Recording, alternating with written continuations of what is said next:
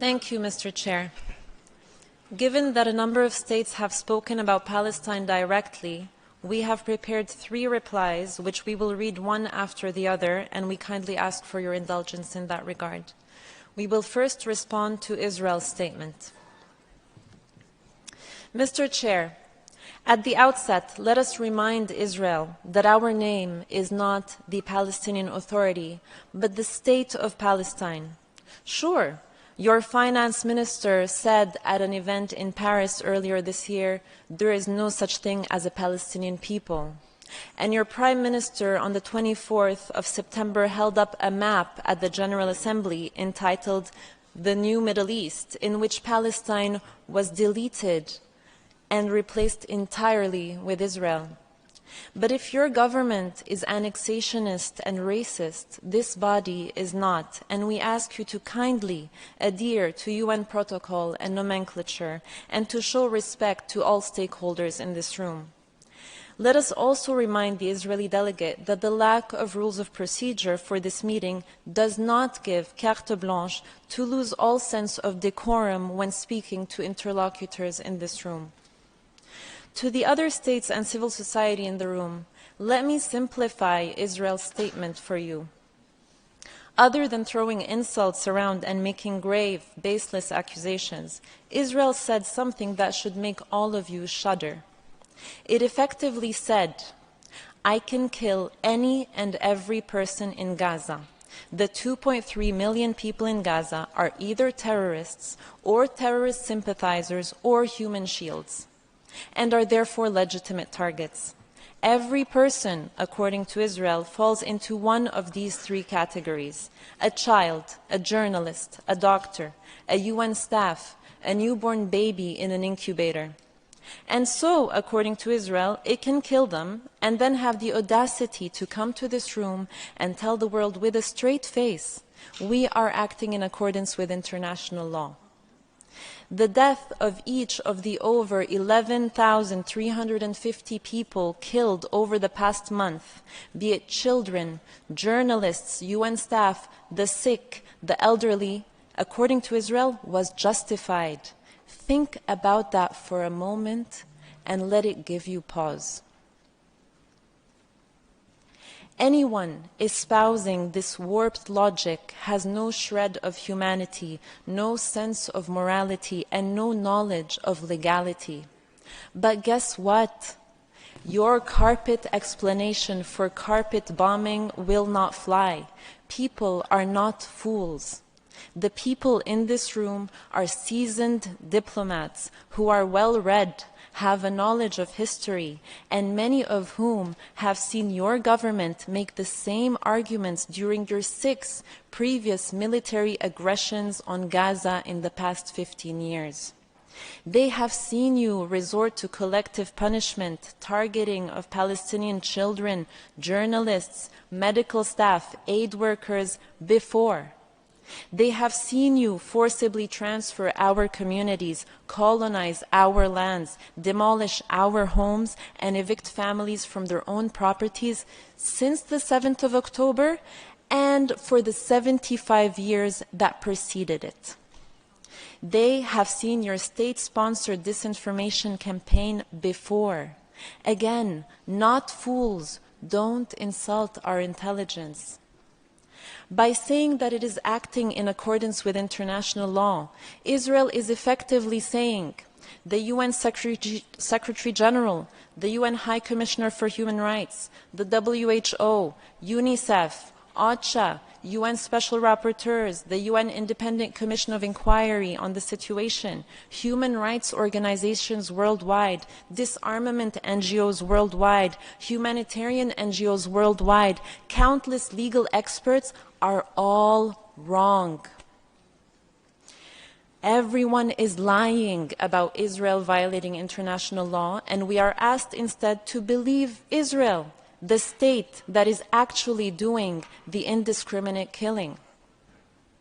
It is interesting that by saying even wars have rules, Israel quoted the very same UN Secretary General whose resignation it has called for because he dared to say that Israel has a history of occupying Palestinian land.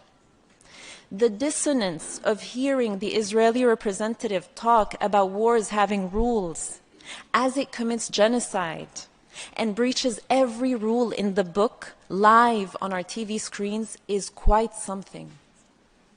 To Israel we say, we see through your PR and disinformation. The whole world sees through your PR and disinformation. The millions of people filling the streets in every major capital of the world, calling you out for genocide, sees through your PR and disinformation. Perhaps you think that with your incendiary rhetoric, we will all forget the incitement, the declarations and acts of Israeli officials, the people you represent, to wipe out Gaza, to drop a nuclear bomb on the Palestinian people, to destroy the human animals and children of darkness.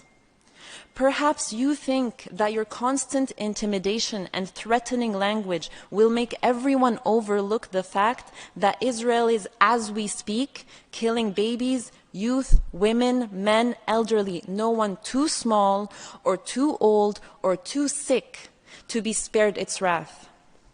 Perhaps you think that by cutting off telecommunications and imposing yet another blackout on Gaza, you can continue to commit genocide while avoiding the annoyance of people being able to use their phones and computers to report on it.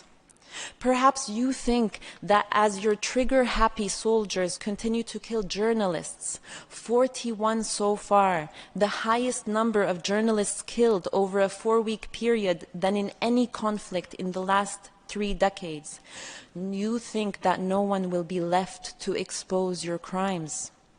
Perhaps you think that by trying to silence anyone who tries to speak about your crimes, the international law violations of a state, by calling them either anti-Semites or terror supporters, people will be silent.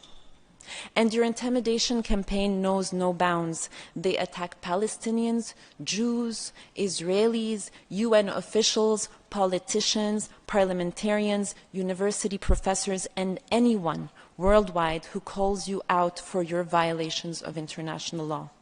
But guess what? Your intimidation and silencing will not work. We, along with all peace-loving nations and along with all people of conscience around the world, will not be silent. We will continue to call you out on your crimes, to call for accountability for your violations, for sanctions as your government continues to reject calls for a ceasefire, to massacre our people, and to entrench your colonial occupation and apartheid regime.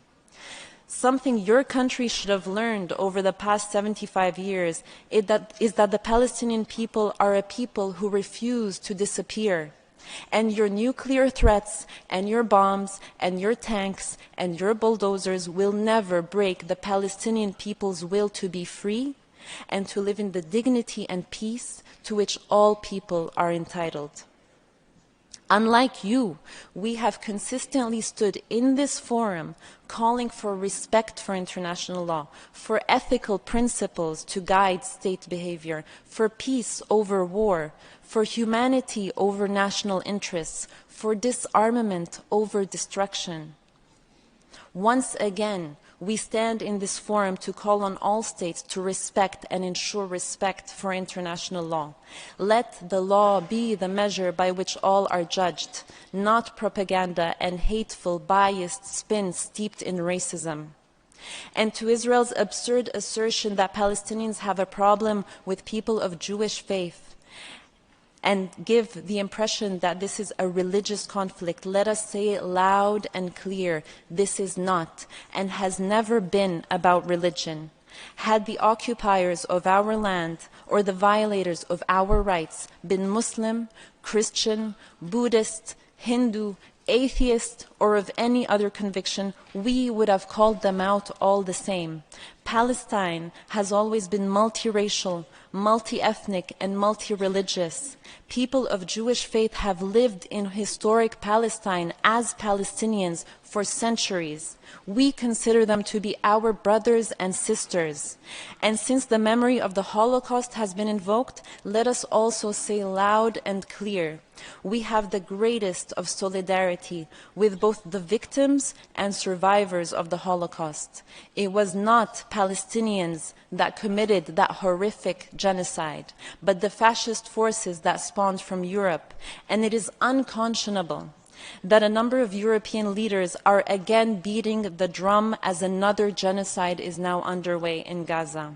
We are united with those hundreds of thousands of Jews around the world, including from organizations like Jewish Voice for Peace, If Not Now, Na'amod UK, who are calling out this genocide and chanting in the streets of New York, London, Paris, Berlin, Sydney, Toronto, and all major Western cities so that their governments can hear. Not in our name, end the genocide in Gaza. With them, we stand together to end this pain and suffering. Together, we will not allow this to happen. Never again is now.